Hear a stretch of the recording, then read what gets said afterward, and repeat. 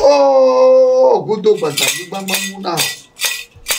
But you don't go over you from my jet, but I would have for that. Mama, him.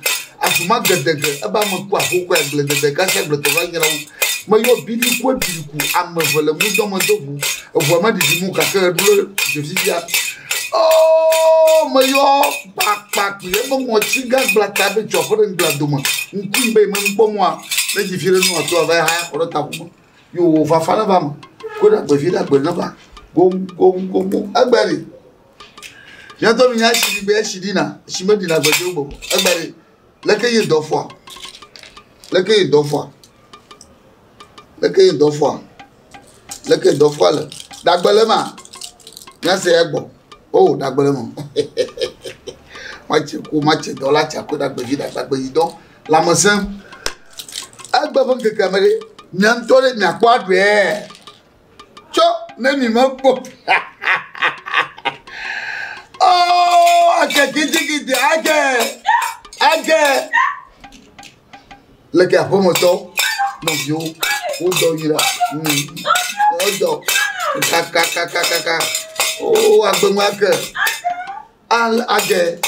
Let's get you the bunker. Moto. Adama Jibo. Mache dollar, acha kwenda kwa vida kwa. Amulo moji. Age sana sakulu. Oha sana sakulu. Anotia kwa no saklisa. Oh. Metalwa. Go. Ala bana nyune mwa. Yo bare gama. Amma. Yo, magona kan. Ozo. Te plus ma fa. Topo me togo. Mi hobe. Le kojo. Togbe. Mva ko benade. Esoni. Nigba ron so san. Non de ta ko va. Mlilom si bele kem le chine no. Njibe ni long, ni bien de pepea, ni ba wena, ni ba nya avion chan, e do la plenam. Nji tanvaro. Ne bien mu shawe kwa weno. Ya mo wo bio, na pli. Zereka. Keteke bio, na pli. Ne pli zereka. To jibu de bio, na pli. Ye kwe wan. Togbe. Nyabe ne mva, makpo don china. Ema ko. Jadoga na ma bia vudu ko ba leka wa no la ba ma. Doja. Ça. Dire très mama fuma. Ngande sia de bokwa. Deri. Ça. Oh, munjinya daba. Emoko. Oh, didi na no ifa.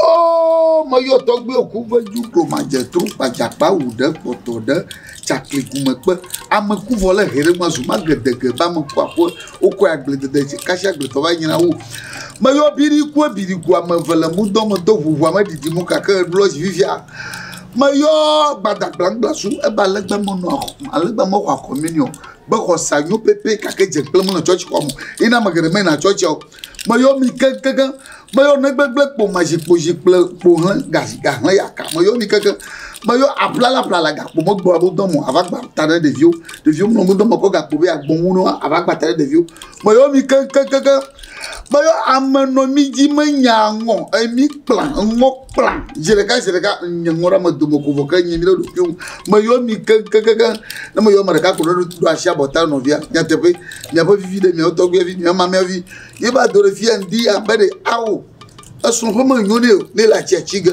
ne le kakaga fi shafito awakwe alo manya ma Yekoma. fi shafito awokwe ashima nyoma glema nyomo o so kwa majo anwa ya hanwa akwe de mi no ajira o ma kaka na no de ja Nilom. ba no ko jela ni yo aba no ide de za e ko ji ya ele imaga de ke ji wo lo fafana ba ye ji ele lo alo manya ma Yekoma. Iko nyama. Oh, formula do. Damdo. Kaka. Damdo. Oh, do I know big. Oh. Yo, Tokyo, nyaba di de va, kwenya yaba na mai.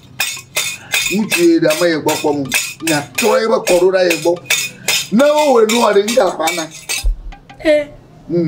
enyi abe ananyi le ka mako gbon re ka pere ti agbon de ka pere ji eblisa ko re ka mi adu kaka abu mo etetre re ka ye kare ka wo yona e halem amijen ego re ka Sorabi jafi de ka mo na gele ma ya ko ga gbogbo re akere gamele ma egaleme nani alofave ga million alofa ya nani wone jujujwa mo na gele ni ma lo eta wa do jaro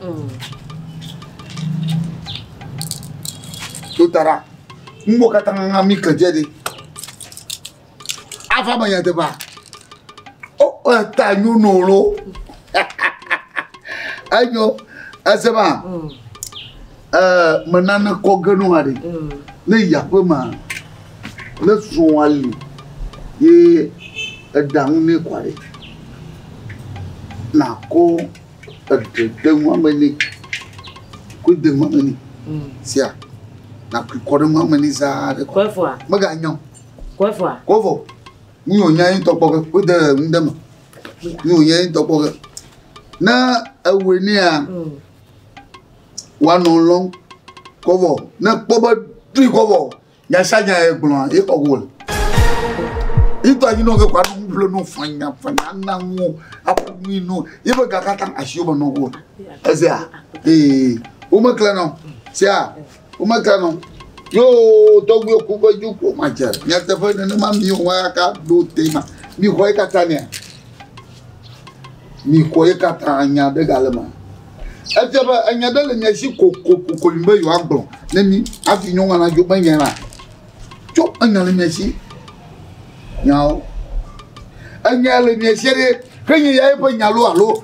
kuda da famanji afama gado subo apa yo ko be gado subo apa oh cho emanya to gbe adun hanya ha to o ga fi ga subo alagbegbe a ka gbogbo ya agbegbe a mi obi to gbo mi po gaya age mi po gaya ko be ya ga subo apa amana to lo ga ba yi me ha ma ni to lo ga ba yi me yo age manya bo ko tura nya to na ma no wa va ko mu da shi ni be ni no ave wo ma ako ga be da ni mi hoga beware. Hello. Dagbona ba go. Yo. Age ayo nyun to gawe. Mo loka korese amanu na ho. Mo ga ko na mereko e. Wo yen de no nfle peti ke no vi onu ojoma. Yen to ma ji apleve no e. Yo. Moto. Ha? Adunyila si anu siga oh aga je fo mo yi adudu wa bobona magbo mato amerika ka bona oh age me dakpe abale ke o mo na dakpe no ka fano nyama no vie po na ma va kwa aliola be ka ta mi po gong oh age oh ayu dagbede ba ko dagbe fi dagbe yido na mo se gong never lo ama wezo gere ma fa da fopa never ko da fopa na je klore fopa yi fa sia yo amuledo kaka o dollar mi fon leke mi fon kede a awa pa mo fon yira mi fon keke o mi gbo fun ate na mi fa no yin na gbo yan mi afọwọ́rẹ́ pé jí mi zọ̀rọ̀ asigbanyi wọn kò èmi lè zọ̀ náà mi yẹrọ nẹ́mi sọ ga galafiọ́n sọ yẹn bá lè bí ti dò nẹ́mi náà wọ̀ndé náà pọ́ bí náà lè kébà náà wọ́n so on va jibindo le so gana ma galafiọ́n ne so na ma galafiọ́n o gbege vo e ma lo atu gbege no vo e ma lo Odo nya. Eti ubabe na wonde na mbo. Ke doja. Doja. Guy want to be a polak bo mo go do e ja alofa. Ya. Dere mama. Oh, budo bata nígbà mamuna oji no lonu konko vi re ka o mu leyi ma yina. Oh, jaji bi gbogbo re te fade. Nígbà ma ke mu kula o ma te kiki hon. Anya te pe nya ba vi re nya ba to gbe bi. Nya ma me di ngore. Lebene. Nya ba to gbe bi na ma vi lebene bare aure. Ni la tia chinge ni le kakaga. Ni toti au, ni toti au. Mu kata gban gubi. Gubi e ye ba bara re. Ya pere nje ba si mana nyu gongo. Na asigba nyu no akple mi sangu jeji nu nka bana. Ni na gela nwado la komo jina. Ojo na wenu. Sia. Nka la bana. Million black of voton. Million black. Yo, gondo bada nene mai non wa blema. Aba million black of voton. Yina ge dono. Ni kweni age. Nene mai non wa blema. Eho gania. Avo muledo demdo kaka. Yo togbo abaleke nya ba divide nya togbo vi nya mama vi lebe ne gbon na ma anya ma ogbema mi ho nya ma na jujuju a jo wa ha de asemu funu bra demdo muledo yo ke ale o lejeri ataifa ale o legware abenye kudagbo mo hunabo yauragbo mo hunabo firagbo ko yimo wa mu Joda blada kwa namanya be bona kuna eva kwa nyako muga tanda shina bojo sia meto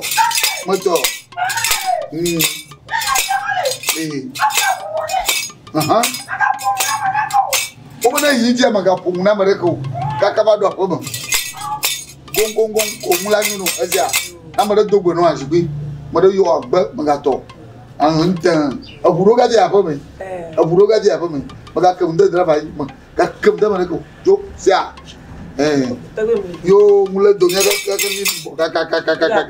yo gakaranyo yo togbo abale ke nyon ya bana ni ko ngun ka tani bebe fia oh bi ble acha o yo oh age agmanyo gbavo gbogbo de le zamano gbogbo de le sia o ga kodo ga pe oh age egba le dun gba ple mo chi ple gla ple to dun pe fisati mo gba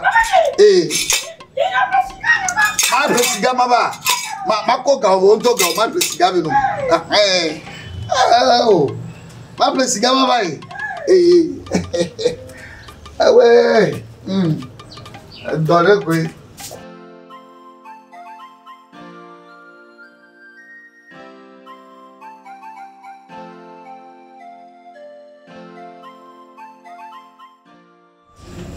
alors leke ma chon formule lo nyata gbela ma we bo bari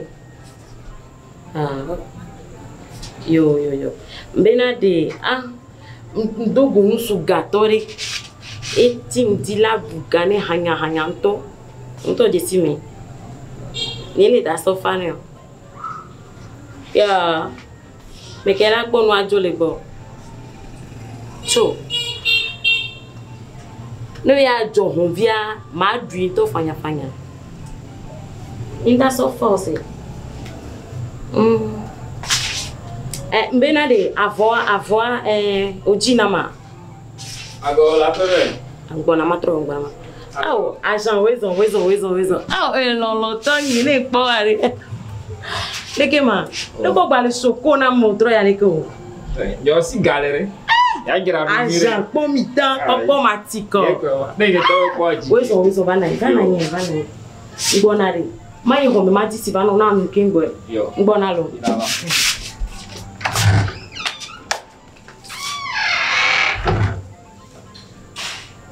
me caga le yom vo. Maga tobe ya won vire dome ya ko. Allo. Ouais, les kenilero. Agba wa do boy. Oh. Yen ka o benye ko akwa afi adagba to a. Mi ki gare na o le ga ma ko boy. Da me do la va ko. Nyame yan yo. Lẹ́yìn mẹ́lẹ́ o te má te ọ̀dọ́rẹ́ ke o. Agba gbogbo yẹn ko me to vire ma ti ma gbọ́ de me vire re. Oh, mele do ni ro, mele do. Ame ni temi o ki ma ti fonu fonu a se ni ame gbe vire o. Ko enye ko na ka ba ga mi afi. Oh, me ga no do na ni o re. Ele o nye me ti a jije nyale ke o na no e. Ga nye ko na ba ko re. Baba fifi la quoi. Baba me le moji bona ma. Oh, ni ma te oh me do la va. Me bona. Oh, mais so ici ko le ma. O yom fila me da agbale bona quoi. Me de pova ya. Ni do le ni de me te do. Me bona mai pala. Donc tu nous si avide donc tu na nous si avide. Me ja pa. Me to me puno an pala. Trova. Nous si avide. Si avide là. Me bona fila. O le yom la. Oh, et doit tout le bébé de son ma. Oh, ma trova. Me ga mo. Oh.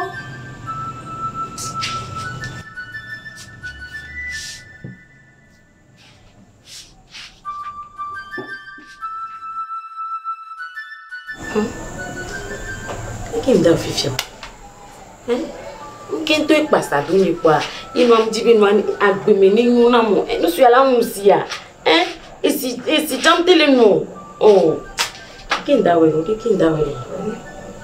Que lá te dissusure na de que mau kaka. Ni a que tu pessoa ma. Agolo. Ameneva. Oh, tô com isso. Oh, abono. Oh, jibili. La raison lo. La raison. De hate unyo. Ah, raison kaka. Raison. Mo fa ide bonyo bo fi go jere. E mo to mama wa to bo.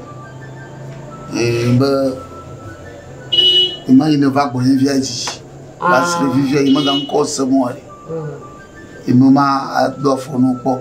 Beleke oh. Ma be ni abeto nya ni ba kume po no ju le ke kakaka. Ne ma kon ma zan ma ne. E ta pena. Be go se kon. Oh, togbe. Esi ari mu a. Na ma jigwa. Jo. Ati ni globo yama no na mo. Ole mo lo do nya ma jiba. Nda kena cakana mi.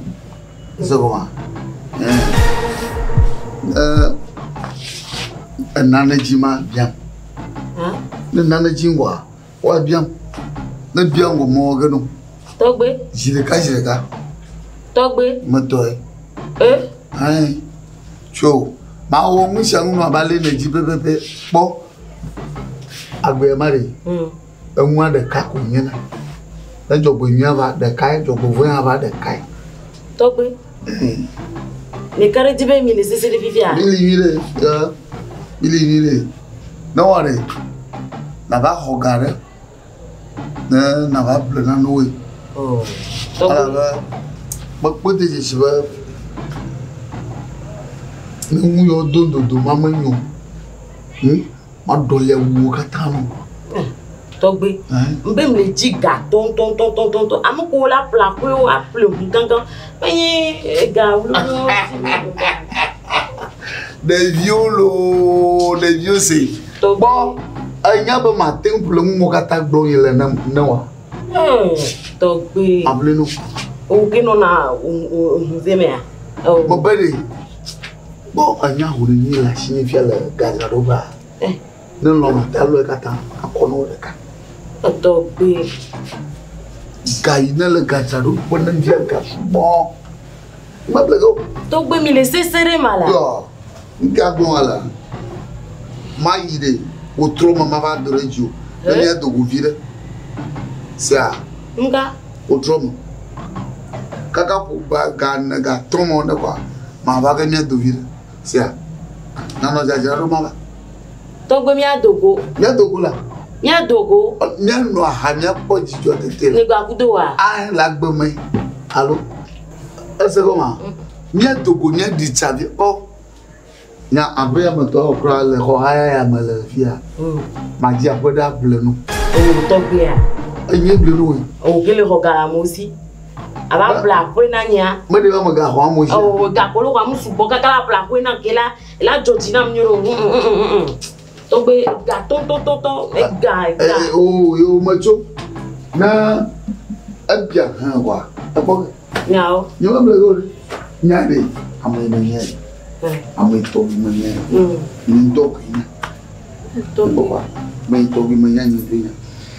Ni na joji no wa. A joji ni nya. Amo kwa. To bi nyao. Yo ble go re. Bye baba. O tro mo de go sia. Na o nya ke ya mduda. Njumu lo bibisi. Vanke tadu ni mu no mati wo do le dini no de. Niki da o nyaro.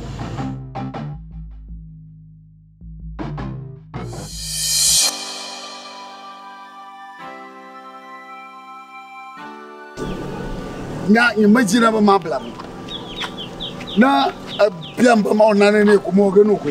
Ti abi ko ga domle fi ti o. Va ma ti on ya. Won ble wula. Agbo ko akata. Agbo akata. Nga do.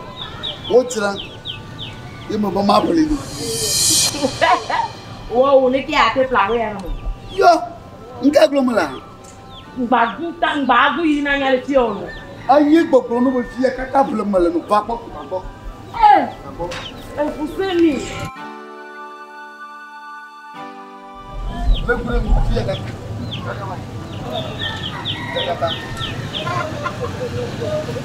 Opa, formation là. Ba. Opa fi akata. E bla mo le. Ba ko no. Na nya bo mo lo en to. Ayi Fousseni. Wamina kwa pamoja. Wamina kwa pamoja. Wamina kwa pamoja. Alika pamoja la makosi. Wamindo. Ni o kata kwa tonye ya. Tonyi tie kata. Tie kata yijo kwa kata tobo. Towe. Wamindo. Wamina kwa pamoja. Fousseni. Wamina kwa pamoja. Tie tobe la yijo. Kwa mfima. Si mo via. Na mo trouva fimo da zinga. Na mo trouva fimo de droga de no. Na mo trouva fimo chile de no. On a son. Ah, tu. Mo via. Bala. Mas le que akasia. Di bon mo. Yo kata amofia kwa yima.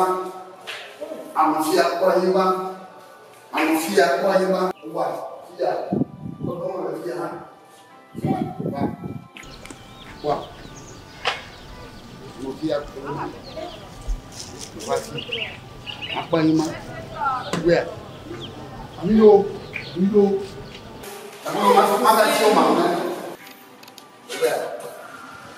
Allez, vous l'avez comment? Vous l'avez dit, il est quel fille? Comment? Il y a des filles. D'accord? Bien. Quoi bien.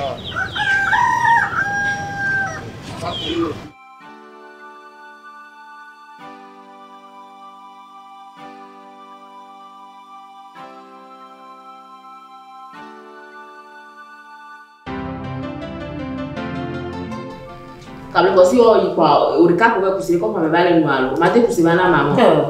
Amre jakila ngisha kefe ko. Evo nya wafo. Ya njila nusi ahanya Bon comme tu vois le funa avec aussi urika ba urika ile fia. Eno si urika ke le dikaka ko ko ko na si abito. Nya wafo la. Eno ni ngiti da ndo ndi baba imenko. Nene mbado bunu sude. Wa e plawe na. Yawa bachiko. Eh, me comilia. Tata wele wele. Tu vas ouais, que me femme tu le pas. Tata me oh. No fica vite ama. Wow. O ponanu. Dada le mabati bo. Olo bati dada kwa. O kwa ko akoy gaye ti aro. Mabati bo njere ma no gbo. Ahu ya nyom to Lo vie be je bati ko la gbele ni ka. Ni ahu mi bo dada bo dada. Tata. O cha mabati nya bo a. Tata. Obo ewe nyom wele kana no akon bele pia. Bonyo. E Jesu fe la pa do e ko e. Avant nous bon encore. La mais le fa tu oh ouais là on dit après à garder mi ava. La matin no fi o bi ami no te la. Oh, enya te la. Kwa kwa ke gomi le kwa. Mais no vigné. No vigné là. Ça va ka. Na ko awo ta duwe lo ka bo mi na. Ko ka be ni ko ame jo ya. Ame jo na ma. Ka be ko ti ya ada wa to ya. Alors, elle va vous faire un yaba pour une tia. Tu te tombes là, non? Hein? On va le faire. Voilà. Nous allons aller dans le mal. Sonia. Nous sommes. Bah, chacun se tourne le dia. Nous sommes. Tu dis au soma. Non, mais au Jessia. Il y a une question là.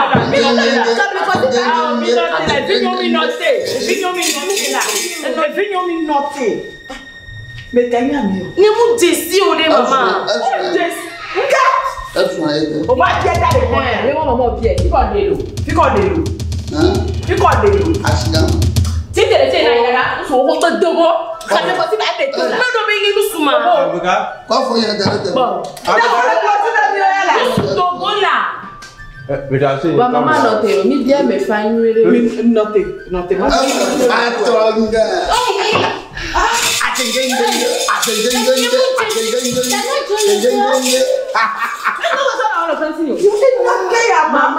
Dada, il va combien de vivre envoyer mais quoi? Il qu'est besoin de dada. Mais femme qu'est besoin. Non, ni mu Jessi o la. Il y a qu'à. Vika nya le we ti ko ko do. Les dogo. To la o me. Pas de la roue. To le mi ba o me. Preto. Dogo la. We pe ro. Abiga. Famujo. Mais non mais bien.